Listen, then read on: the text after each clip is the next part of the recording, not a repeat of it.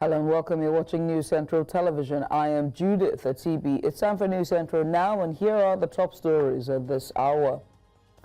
Labour Party's factional acting national chairperson Nenadi Usman backs Peter Obi to join opposition coalition, slams Julius Abure for giving Obi ultimatum to resign his membership. Suspected bandits, I beg your pardon, reportedly killed 15 in attack on Tangaza village in Sokoto. And Kenya police station touched in protest of a man who died in custody. Details shortly.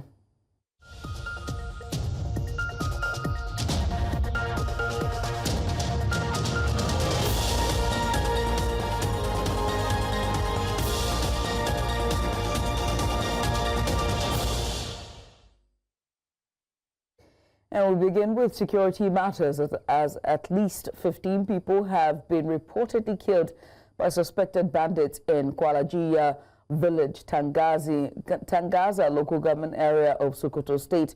Now, according to a local source, the attack occurred on Wednesday afternoon when armed men believed to be from the Lukarawa group stormed the village and opened fire. The source, who spoke on condition of anonymity, expressed deep concern over the rising wave of violence across Sokoto communities, blaming local informants for aiding the bandits. He urged residents to work closely with security forces to curb the attacks and restore peace in the region. And now to politics. The acting national chairman of Labour Party, Nenadi Usman, says the party approved the move by its presidential candidate for 2023, Peter Obi, to join an opposition coalition led by David Mark. In a statement on Thursday, Usman slammed the Julius Abure-led group within the Labour Party as, quote, political jesters with no legitimate standing in Labour Party, end quote. Usman stressed that Abure and those behind the 48-hour ultimatum issued to Obi to resign are, in her words, neither recognized by the party nor by the law, having long been sacked by the Supreme Court and suspended for the party for their serial acts of indiscipline and anti-party activities, end quote. She explained that the party had given its blessings to Obi to participate in the coalition talks. Meanwhile, the former Labour Party presidential candidate, Peter Obi, has reaffirmed his support for the adoption of the African Democratic Congress as the coalition platform for the 2027 general elections. In a post on his X handle, Obi said the decision was made after deep reflection on Nigeria's challenges, emphasizing the urgent need for a new leadership direction. He stressed that the coalition remains committed to delivering competent and compassionate leadership that puts Nigerians first. Still on politics, experts are raising the alarm over the rising cost of political participation in Nigeria, warning that the country's democracy is drifting further away from inclusivity. This comes as the Westminster Foundation for Democracy launched a new report on the growing financial backgrounds or barriers to contesting and winning elections in the country. News Central's Joshua Marai has more. Over the years, the cost of politicking in Nigeria has soared, and with each election cycle, the stakes get even higher. Experts say the growing financial demands and exclusivity in Nigeria's political space have led to the continued marginalization of key demographics, including women, youth, and persons with disabilities. And if you agree with me that the health of democracy is majorly indicated by the percentage of people participating in the process, then we have a reason to be concerned. Specifically, if you look at the nosediving representation of women in political institutions, particularly the Assembly, National Assembly, State Assembly, it is a major concern. A recent study by the Westminster Foundation for Democracy on the cost of politics in Nigeria emphasizes the urgent need for government and political parties to adopt innovative strategies to dismantle these financial hurdles. That's why we're asking that even in the Electoral Act, even in the party's constitution, we have the 35%, but when you talk of the gender bill, it's not being passed. And so it's neutral. because they are not telling us specifically this is what we are giving to the women. So that's why we are saying, as we have these conversations, as we go around amending the constitution, the party's constitution, we want to even start from the parties. Some politicians, however, argue that political parties are also victims of a flawed system and are often forced to seek unconventional and sometimes questionable means of sustaining their operations. The political parties themselves are victims of the problems we have. There is no equity in the system. So because constitutionally parties are not the funds or subvention for political parties have been withdrawn, so somehow you have to fight to survive, for your parties to move on, to be part of the system. Let us jettison the issue of monetization of nomination forms. To do that successfully, because most political parties use that to generate revenue to run the party. And so if we must do that, there must be an alternative means of generating revenue to run the party. If you don't have money, you cannot run a political party anywhere. As Nigeria approaches future elections, the big question remains, can reforms lower the cost of participation and open the space for broader, more genuine representation? Only time and bold policy decisions will tell. In Abuja, for News Central, I am Joshua Imarai. Several people have been hospitalized following the overnight collapse of a building along Adeniji Adele Road in the Isaleko area of Lagos Island. The incident occurred in the early hours of Thursday, drawing a swift response from the Lagos State Traffic Management Authority, the Nigerian Police, and other emergency agencies. According to Lagos State Traffic Management Agency, trapped victims were rescued from the rubble and rushed to nearby hospitals. While the number of casualties is still unclear, rescue efforts are ongoing. Traffic around the area is being redirected, although movement along the main corridor remains unaffected. LASMA personnel are on site to manage the situation and monitor traffic flow as emergency operations continue. Joining us now is Victor Mbadike, who is live at the scene of the collapse. Victor, if you can give us an update, what's the latest with the rescue and evacuation process? Yeah, all right, fantastic. The second and then the third.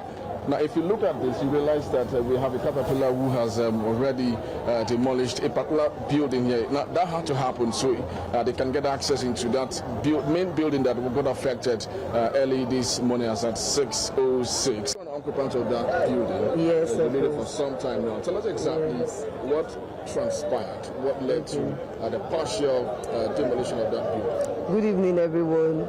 What actually happened was we learned that about 2 weeks ago, the owner of the building and the brothers, they were in charge of the building. Actually, initially they gave the building to developers. They were in charge for the past 5 years. So after the 5 years, the building got to their own ends last year. And ever since then, they've been telling us that, okay, by 2025, you guys move out by December. They are giving us the grace till December. But that 2024, we told them that we're supposed to use our agreement and commission, but they said we are not using agreement and commission, that they still have to collect the money for this 2025 because we are moving out by December. So something now came up about 2 months ago. Something transpired between the two brothers, Oshira and Kabiru. Oshira is the senior brother and Kabiru is the junior brother. The junior brother has been in charge while I've been in charge of the first floor. I was staying at the first floor. So the junior brother has been coming to collect money from us right from time, but the senior brother gave his own to developer to be managed. Ever since then, the building came back to his own hands. So both of them, I think they had clashes and they used that to affect us. They've been fighting over this building for about some months ago, but the junior brother keep coming to our place that there's no problem, we should keep calm till December that he gave us. But the senior brother came about 2 weeks. He said something that everybody should move out. Even the day he came with some people. They came to remove all the gates that were downstairs. Those people that have shop over there, they came to demolish their gate and did all of that. And ever since then, he was telling us that because they actually do something that will go wrong, that everybody will need to go.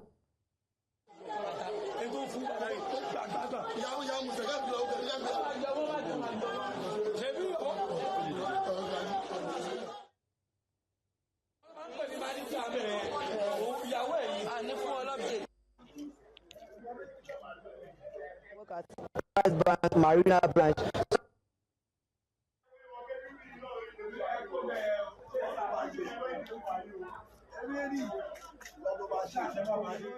In the drum, as I was doing so, I had it.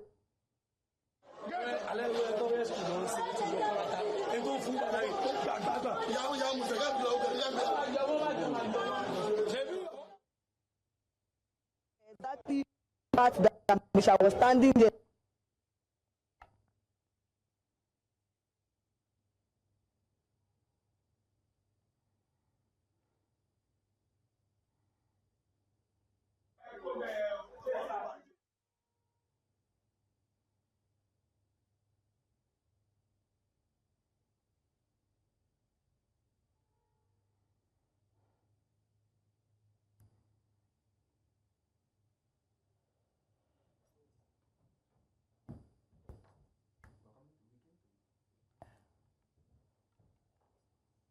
It's not so fair because the occupants of your building section, who else? Do you have any cases of casualty or any? Yeah. Injured because one woman was actually in the toilet this morning. She was taking her birth, and the other woman and the husband with their kids, they were sleeping, but the thing came from the back, not from the front. So those people that because in my own building now, the person that was staying in that particular room that got demolished, she packed out 2 weeks ago. She packed out. I'd be like, she was there.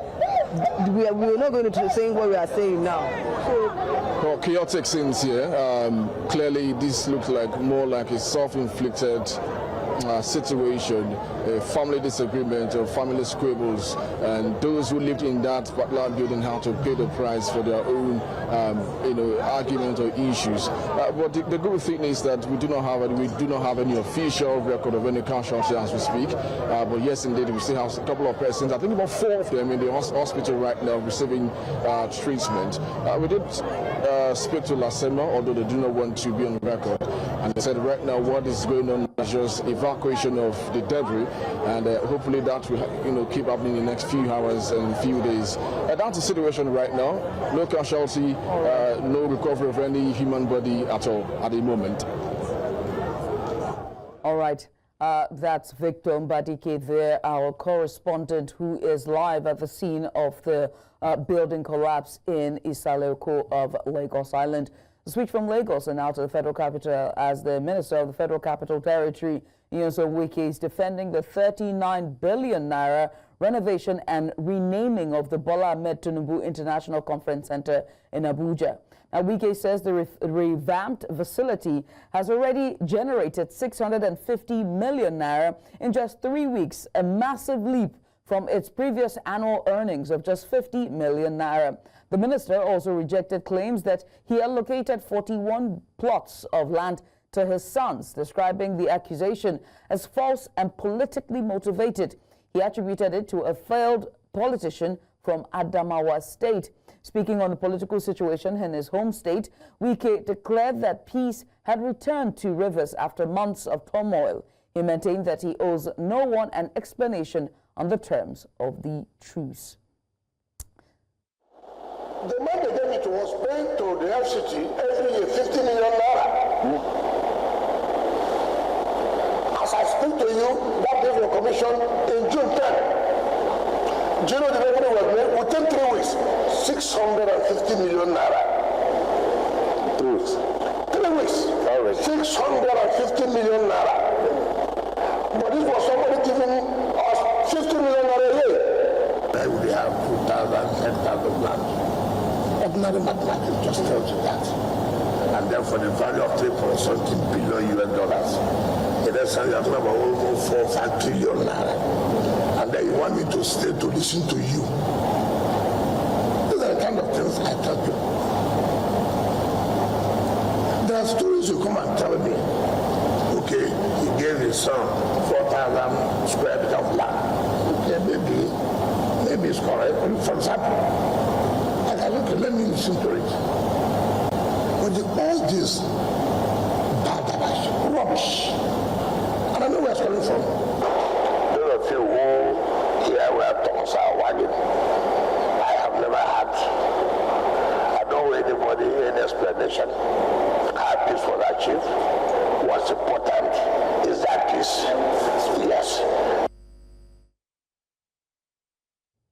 Still in Abuja, it's good news for school children as the Nigeria Union of Teachers, NUT, in Federal Capital Territory will any moment from now call off the 3-month primary school teacher strike following the intervention of the FCT Minister Nyesom Wike.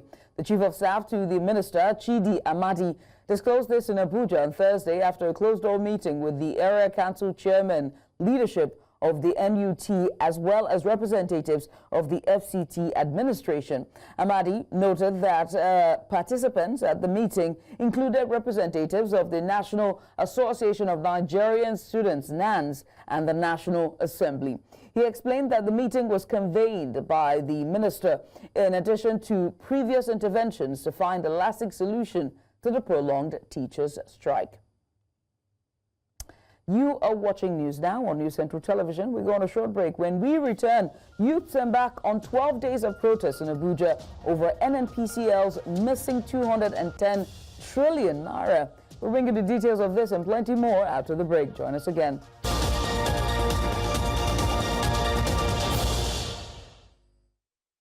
Hey, welcome back. A civic uprising is gaining momentum as Nigerian youths under the Forum for Youth Development have launched a 12-day protest in Abuja. They are demanding the removal of NNPCL Group CEO Bayo Ojulari for allegedly shielding the oil company from scrutiny and refusing to defend its finances. Now, the group insists Ojulari is complicit in what they describe as continued concealment and institutional silence over the alleged mismanagement of 210 trillion naira, an issue dating back to former GCEO Melekiari's tenure. Our demonstration is going on for 12 days until President Bola Ahmed Tinubu sack the current GCEO of NNPC, that is Mr. Bayo. Because the National Assembly had just called last week, they called the attention of the NNPC management for them to be accountable on whatsoever that would be going on at the NNPC. We as the youth body also write to the management of NNPC for them to also do the same thing. But very unfortunate, nothing has happened over that. It is still his responsibility to make clear and make bare everything that happened in the previous leadership. And even as he has started, just in a few months, he's even doing almost more than what the previous one has done. So that I can tell you categorically that they are birds of the same feather. In a continued effort to invest in the potential of young people, the Edo State government has wrapped up the Edo Youth Impact Forum 2025, an initiative aimed at nurturing entrepreneurship and innovation among the youth. The event brought together young entrepreneurs, mentors, and government officials, creating a platform for skills development, networking, and empowerment. Some of the most promising participants walked away with cash prizes to support their business ventures. News Central's lead correspondent Bernard Akede reports from Benin City. Since taking office, Governor Monday Okpebholo has made youth empowerment a cornerstone of his administration, steering young people away from social vices and towards productivity and purpose. The latest step in that vision is the Edo Youth Impact Forum 2025, which brought together hundreds of youths from across the state. The event featured mentoring sessions by accomplished entrepreneurs, motivational speakers, and young political leaders in Edo State. Like the one I attended, the business class, it was really a lot. I learned a lot. I learned how to manage a business as an entrepreneur, down to the other classes as well. It was really, really inspiring. My expectation is actually to see us create in Nigeria, the state rather, where the potential of young people is seen. My advice for the youth is that they should stand up, take up the mantle. The table is there for the taking. There are available slots. Just show your interest, show your skills of leadership, and access will be given to you. Representing the governor, the secretary to the state government praised the determination of the youths and reiterated the administration's commitment to creating more opportunities for growth and self-reliance. We want to see that as a government, we have very strong inclination towards empowering our youth and ensuring that we give them the necessary tools and create the enabling environment youth were also urged to steer clear of drug abuse and other vices that could derail their future. We have so many people who were hooked on drugs, and today, after undergoing rehabilitation services with the NDMA, they are clean. And at the June 26 program, we had a young man who testified that he's 3 years clean. So it is possible. Treatment is good and prevention is the best way to go. One of the highlights of the forum was a business pitch competition where young entrepreneurs showcased their innovative ideas and business models. 10 outstanding participants were awarded cash prizes to either kickstart or scale their ventures. What we're doing now, we connect landowners or ideal plot of land to farmers who don't have access to this land. So we're not just providing the land, we are also providing support in terms of tools, in terms of training, and in terms of also getting them access to the market by the time they are done with the harvesting. So we are focusing on clusters of lands that are actually abandoned. So the farmer is earning, the landowner is also getting income. Sokoto.com is a platform simply to link up patients and qualified doctors that we verify. Right, so we provide fast, reliable, and affordable medical consultations, both online and offline, for people in most areas that don't have access to the internet. Right, in multiple languages. Right, and for people that we cannot handle on the app, we refer to health centers, private or public, in the vicinity of the The government says this is just the beginning, with more empowerment programs in the pipeline, all aimed at building one of the most enterprising youth population in the country. In Edo State for News Central, Bernard Akide. The federal government has inaugurated the Research and Innovation Commercialization Committee aimed at converting research findings from Nigerian tertiary institutions into commercially viable products and services. Inaugurating the committee in Abuja, the Minister of Education, Dr. Maruf Alausa, said the move aligns with President Tinubu's renewed hope agenda to transition Nigeria into a knowledge-driven economy. Chaired by Dr. Tayo Odunloju of the Nigeria Economic Summit Group, the committee brings together stakeholders from academia, industry, and government. Apart from transitioning research outputs into goods and services, for addressing societal challenges, the commercialization research outcomes has several other benefits. It bridges the gap between academia and industry, thereby fostering strong collaboration between universities, research institutions, and the private sector. It also facilitates revenue generation for institutions and researchers.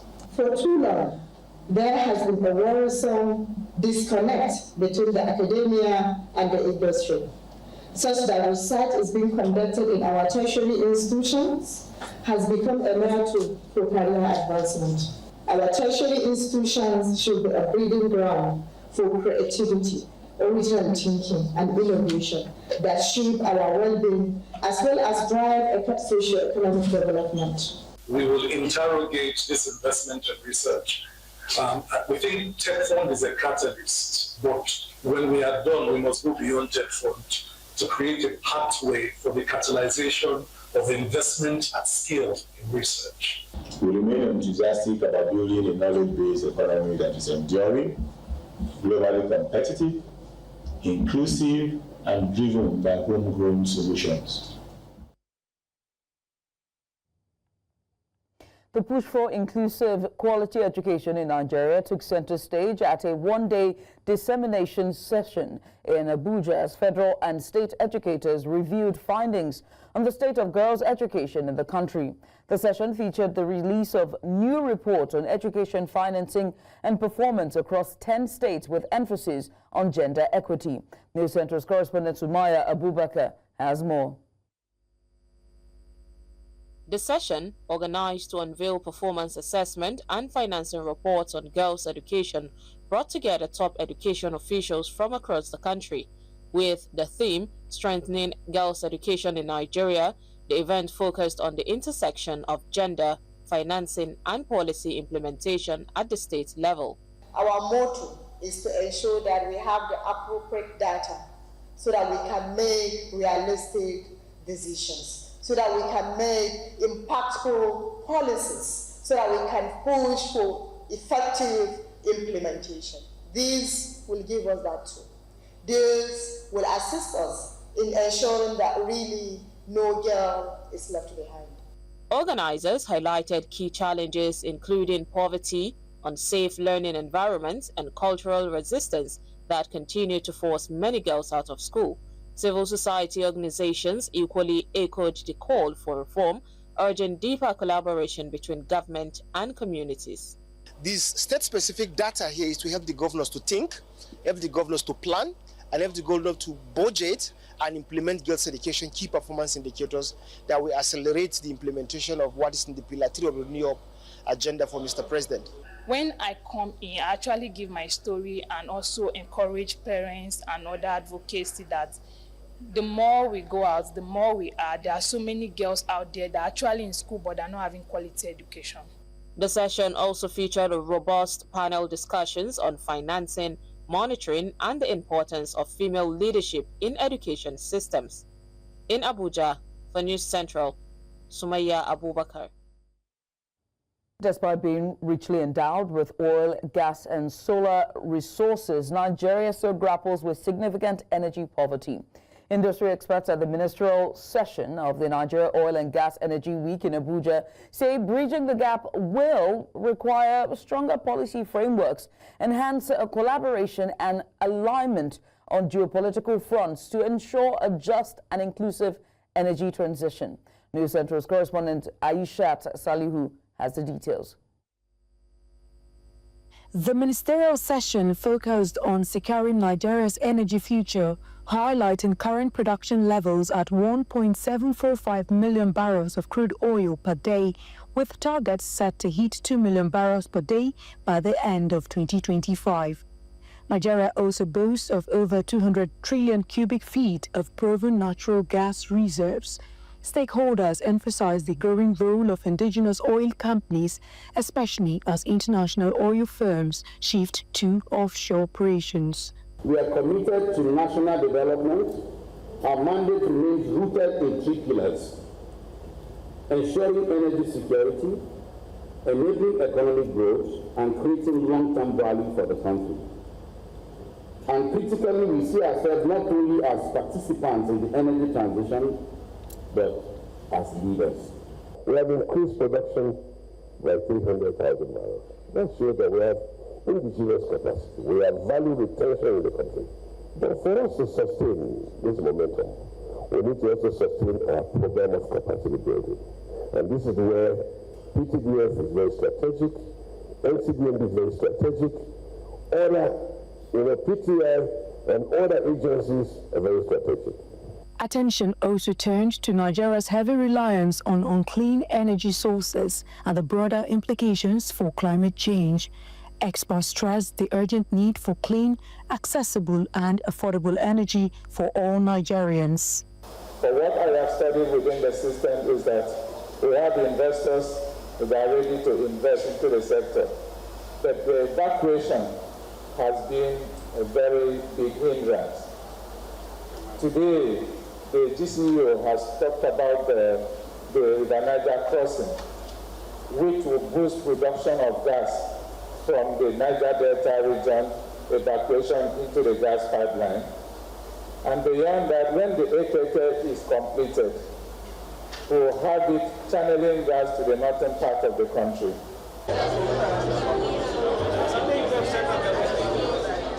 As the oil and gas industry leaders take the charge on repositioning Nigeria's place in the energy sector to be at par with global standards while meeting local and regional needs, there are calls on the service industry to return to the country where there is a conducive business environment for a healthy competition with opportunities to foster better collaboration and bridge the energy gaps. In Abuja, for News Central, Aishat Salihu. You're watching News Now on News Central Television. Coming up, mourners set police station on fire in Kenya over alleged police brutality. We have the details of this and plenty more just after the break. Stay with us.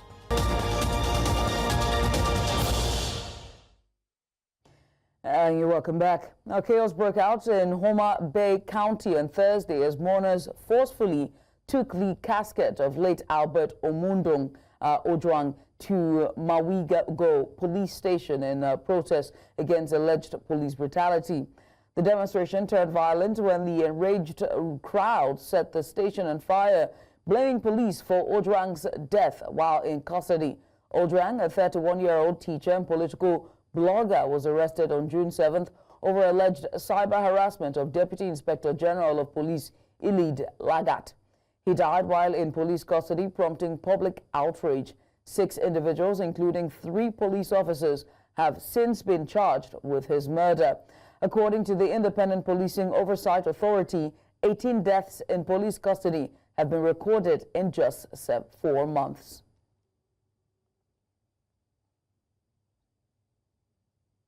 Medical charity Doctors Without Borders has warned of mass atrocities and ethical targeted violence in Sudan's Darfur region as fighting intensifies between the army and the paramilitary rapid support forces.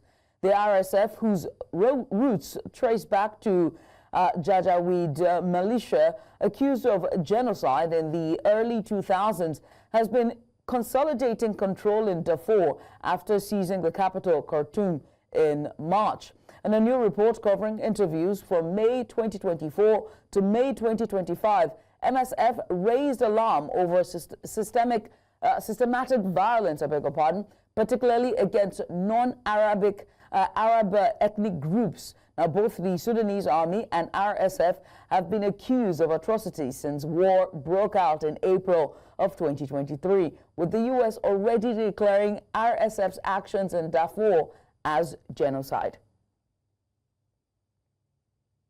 India's Prime Minister Narendra Modi has made history as the first Indian leader to visit Ghana in over 3 decades. During his visit, him and the President of Ghana, John Mahama, signed key agreements aimed at strengthening security and boosting economic cooperation, part of India's wider push for influence on the African continent. News Central's Bungani Ziziba has the details. Touchdown in Ghana and a warm welcome for Prime Minister Narendra Modi, whose visit marks a major step forward in India-Ghanaian relations. A historic moment symbolizing renewed commitment to diplomatic and economic partnership. Modi was honored with Ghana's highest national award, the Officers of the Order of the Star, making him the first Indian Prime Minister to receive a prestigious decoration in 30 years, and the enduring friendship between the two nations. This visit is a testament to the deep-rooted historical ties between Ghana and India, founded on the visionary leadership of Ghana's first president, Dr. Kwame Nkrumah, and India's Prime Minister, Pandit Jawaharlal Nehru, as well as the ever-growing strong bonds of friendship and cooperation which exist between our two sisterly countries for the mutual benefit of our people. During high-level discussions, the two leaders signed memorandum of understanding focused on trade, technology, security, mining, and development. Modi also interacted with members of the Indian community in Ghana. He commended Ghana's leadership role within regional blocs, including the African Union and ECOWAS. When we look at Ghana, we see a nation that shines with courage, that rises above history, that meets every challenge with dignity and grace. Modi's diplomatic tours continues next to Brazil for BRICS summit in Rio de Janeiro. He is expected to make a brief stop in Namibia before heading back to India, reinforcing his country's commitment to building a strong and lasting partnership across continents. For News Central, Wongani Siziba. In the meantime, members of the ECOWAS Parliament say that the lack of cooperation among member states including competition, a lack of adequate infrastructure, and unavailable laws are affecting the integration of artificial intelligence in the region's education sector. The lawmakers, while meeting in Dakar, Senegal, are calling on member states to unite and promote the integration of AI in the region's education ecosystem. Idong Joseph compiled this report. Take a look.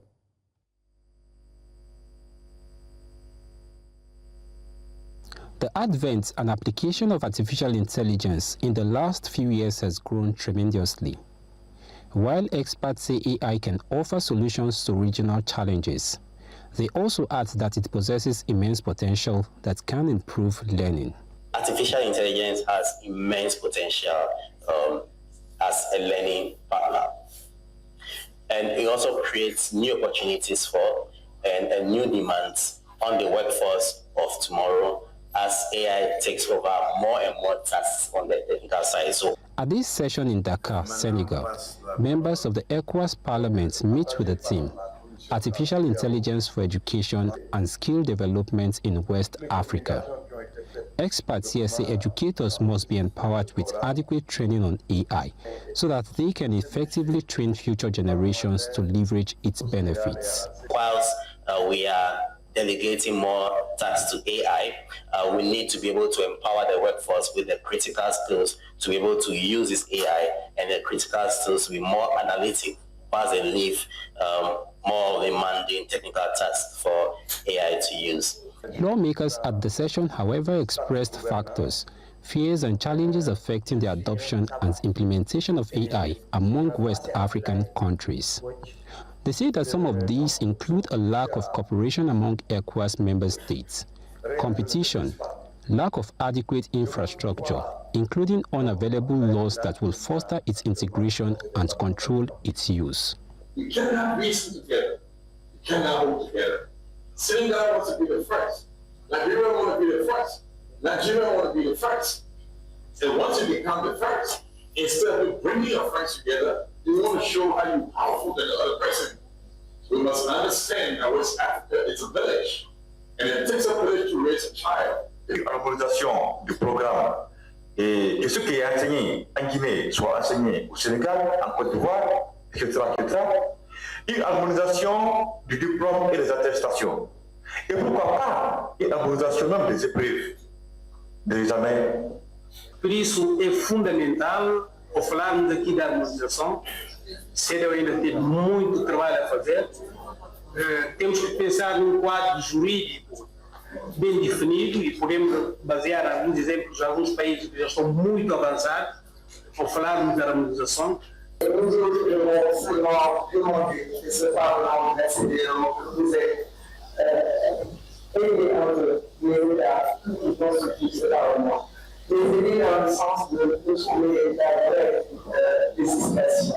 Participants here are also calling on ECOWAS to take a lead and promote harmonized laws among its member states to support the integration of AI into education.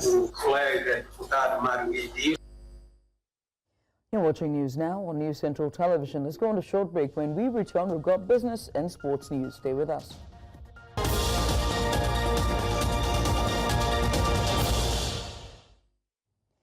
And welcome back. And it's off to Togo as Togo continues to face significant political unrest, with its president under increasing pressure, with many people calling for his resignation.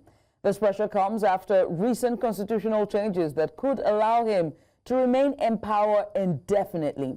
Meanwhile, civic rights groups say at least 7 people were killed during a crackdown on protesters who are calling for the Togolese leader to step down and release political prisoners. Joining us now is Yaovi Banigan. He is a journalist and he joins us live from Togo for more insights on this. Yaovi, thank you so much for joining us.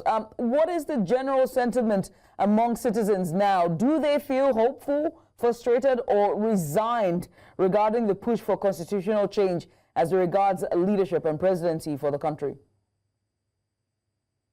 I can see that the general sentiment among Togolese citizens appears to be frustration and anger toward the government's push for constitutional change, many citizen opposition party and civil society groups are concerned that reforms will allow President Gnassingbé to remain in power indefinitely, effectively. And Yauvi, the government denies that 7 people were killed. These are the reports that we're hearing, but the government have now denied these deaths. It said that they were not killed during this protest or any numbers at all. What is your view on this? Yeah, regarding the government denial of the 7 deaths during the protests, it is clear that there are conflicting accounts. While the government claim that the reports of fatalities are politically motivated fabrication human rights group, and eyewitnesses report that security force used excessive force, leading to the death of at least 7 people. The Major Foundation for West Africa has called for an independent investigation into the events. And how are civil organizations and human rights groups responding to the government's intention to sue them? What impact might this have on civil society and freedom of expression in Togo as a whole? We seem to have lost Yauvi there. Yauvi is a journalist from Togo, giving us insight following the protests that broke out regarding this presidency pushing to rule indefinitely due to constitutional change. We switch gears from the shores of Africa all the way to the UK, while Prime Minister Keir Starmer backs Chancellor Rachel Reeves after she was seen crying in Parliament amid speculation about her future, saying she would remain in a role for a very long time to come.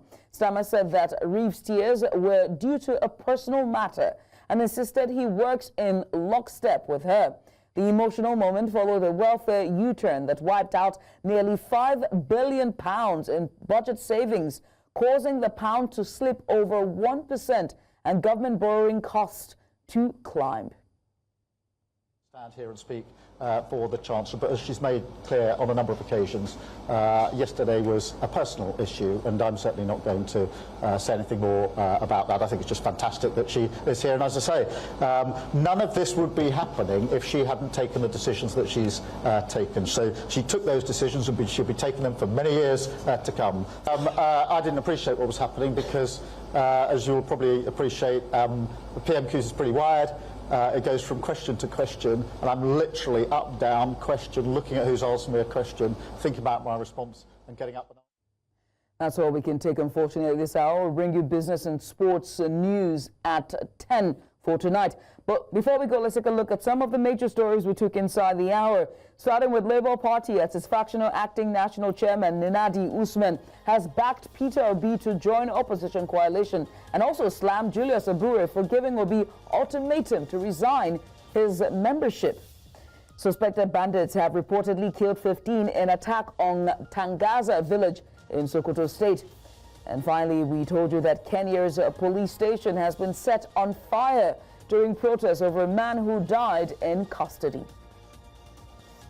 Do remember they can send us your eyewitness report to the WhatsApp number now showing on the screen. To follow us on social media, please. We're at News Central TV on all social media platforms. You can always watch us live on DSTV channel 422, Go TV, channel 23, Star Times, channel 274. If you have a smart TV, download the Avo TV app and watch us 24/7. Or better yet, stream us live anywhere you are on YouTube.